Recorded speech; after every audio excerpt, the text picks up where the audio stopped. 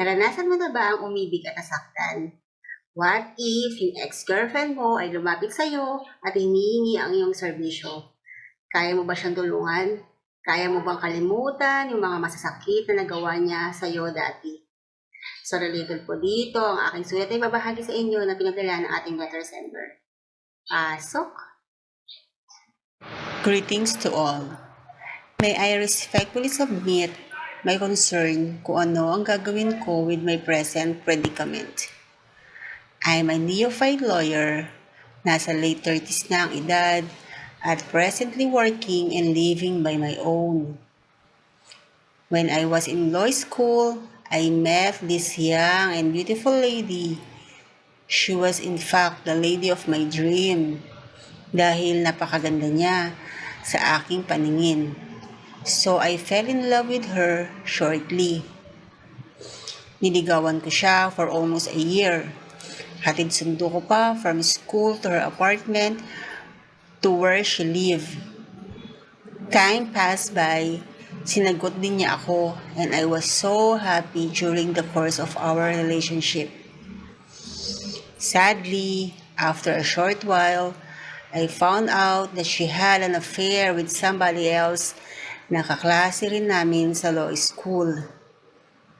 Akala ko sa mga Supreme Court cases binabasa ko lang makikita ito. Pero mararanasan ko pala in my life. Of course, I begged for her to stay despite what she did. I begged for her reasons, but she still chooses to walk away with the guy whom she chose over me. She left me totally devastated. I was left broken in so many pieces.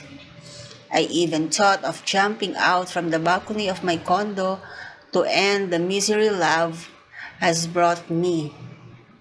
But thank God, I barely made this life with the help and support from my family and friends. Kahapon, I received a message na gusto niya akong kunin bilang legal counsel ng kanyang annulment case against her husband, the guy whom she chose to walk down the aisle. She even sent me a friend request, pero hindi ko pa rin sinasagot dahil andito pa rin yung sakit sa puso't damdamin ko.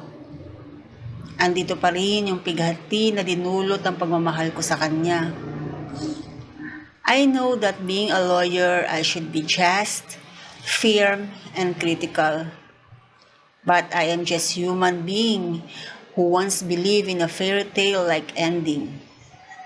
I need enlightenment and advice. Please help me. Thank you. So painggan naman ninyo guys yung mga comment at suggestions sa mga ibang group member para dito kay letter sender. Pasok! Ignore her. Don't even give her another chance to hurt you. This lawyer knows very well your weakness. Don't put yourself in their marital mess. All the best to you. If you can separate your emotions and your profession, don't do it. Remember, you need to know the ins and outs of her relationship with her husband to represent her better. Pag narinig mo ang mga kwento niya, baka magpuyos ka sa galit. Let her get another lawyer. Spare yourself from being broken again and again. You have no obligation to her whatsoever.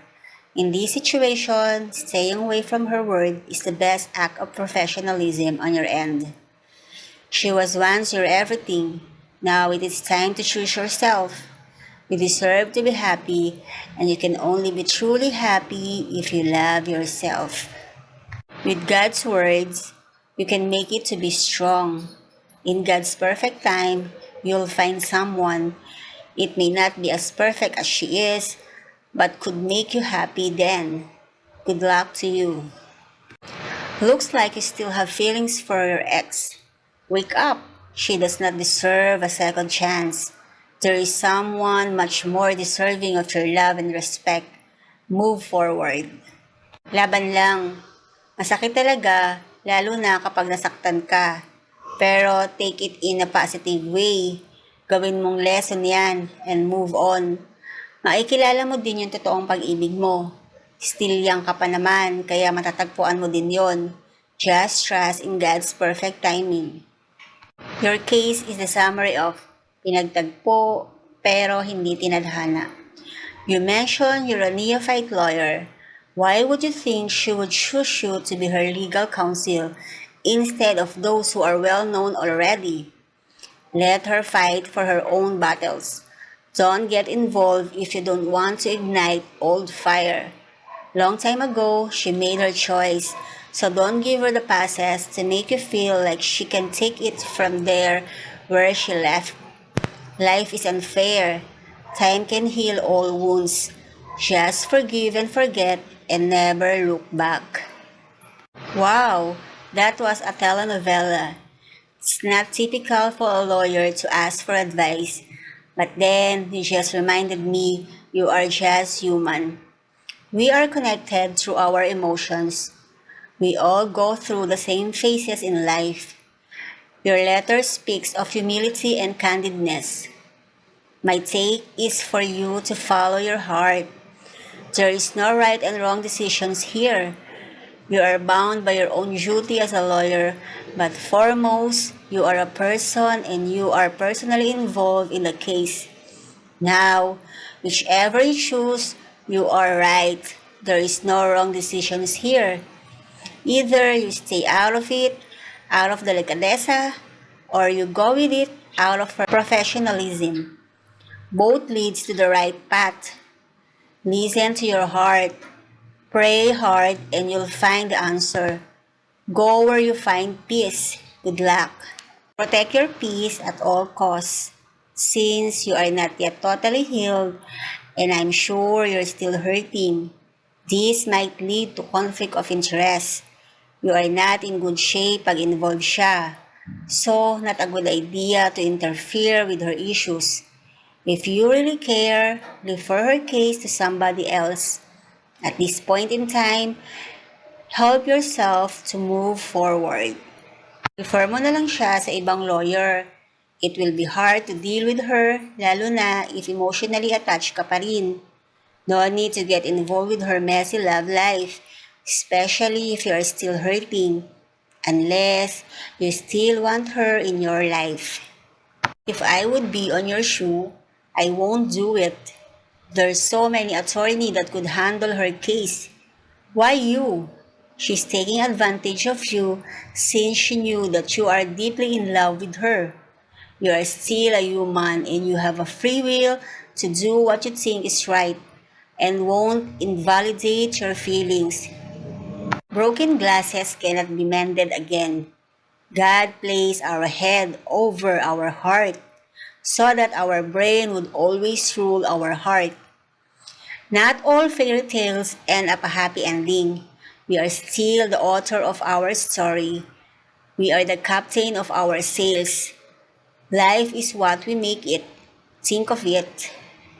Politely decline her for your own peace of mind.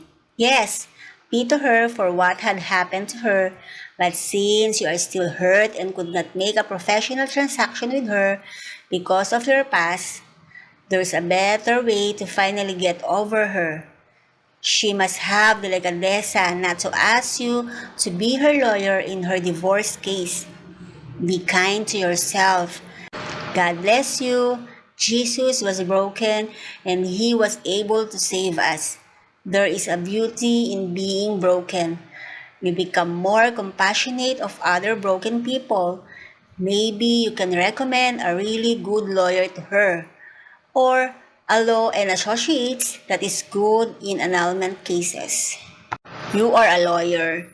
You are bounded and mandated by the lawyer's oath and canons to do your job as a lawyer. That girl simply wants you to be her representative in her annulment case. You have no choice but to comply.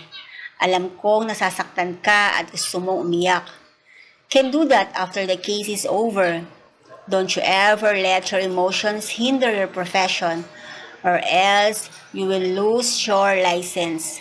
Don't let your emotions be your undoing. There will come a time that you'll realize why you and her didn't end up together. It was God's way of preparing you for someone better and someone you deserve. Right now, it won't make sense, but when the time is right, masasabi mo na lang na, buti na lang pala. Take it. It will be a test for you being a neophyte lawyer, learning how to separate your emotions to your profession. But don't accept her friend request. Mas marami ka pang mahahawakan na mas ma-emosyonal na kaso. So take this as a first test. After you've done the case with her, then it's done. Huwag mo nang haluan ng feelings. Besides, lawyer ka, may darating na mas better kesa sa kanya. Remember, do not fall in love with the face and body. Instead, fall in love with the spirit, heart, and character. Ignore her and move on. Huwag ka na maipag-communicate. Malaking insulto yun para sa pagkatao mo. So hanggang dito na lang guys yung aking letter for today. So kayo ba viewers, kaya nyo bang kalimutan lahat ng masasakit na nangyari sa inyo dati at gampanan ang iyong sinumpaang tungkulin as a lawyer na ipagtatanggol ang mga nangangailangan? So thank you again for watching. See you again on my next vlog. Bye-bye!